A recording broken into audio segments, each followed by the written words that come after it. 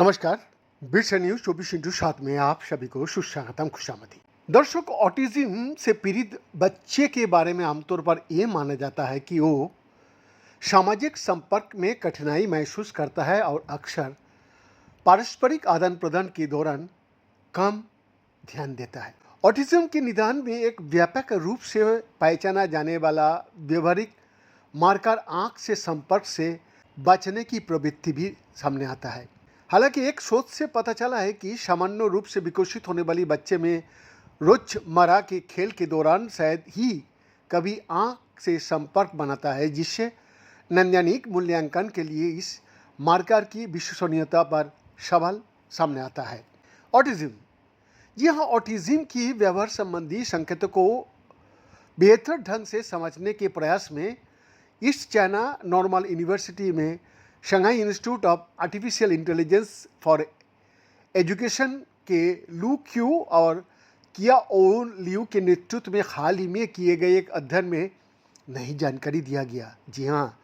17 मार्च 2025 को ECNU review of education में प्रकाशित इस अध्ययन में पाया गया कि ऑटिस्टिक बच्चे खेल के दौरान अपने सामान्य रूप से विकसित होने वाली साथियों की समान ही सामाजिक ध्यान पैटर्न प्रदर्शित करता है और दोनों समूह चेहरे की तुलना में खिलौने पर अधिक ध्यान केंद्रित करता है। ये निष्कर्ष लंबे समय से चली आ रही इस धारणा को चुनौती देता है कि कम आंख से संपर्क ऑटिज्म की एक निश्चित या विशिष्ट विशेषता है। शोधकर्ताओं के अनुसार अधिकांश पारंपरिक अध्ययन बच्चे की संयुक्त ध्यान कौशल को मापने के लिए कृत्रिम नैदानिक सेटिंग का उपयोग करता है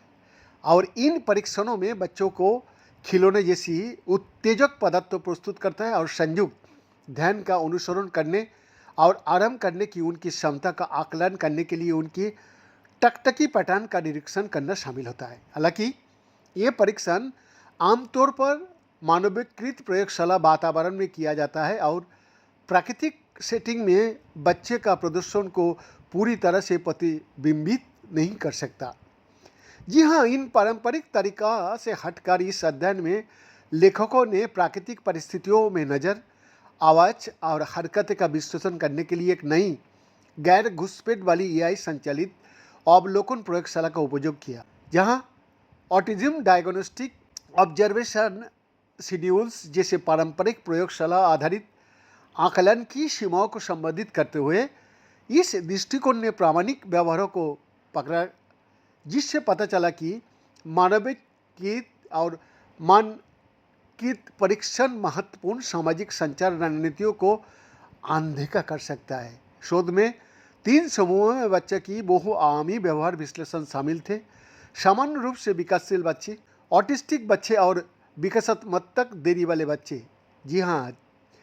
चीन पोस्टडॉक्टरल साइंस फाउंडेशन और नेशनल की रिसर्च एंड डेवलपमेंट प्रोग्राम से फंडिंग के साथ ईस्ट चाइना नॉर्मल यूनिवर्सिटी से नैतिक अनुमोदन प्राप्त किया गया था। ये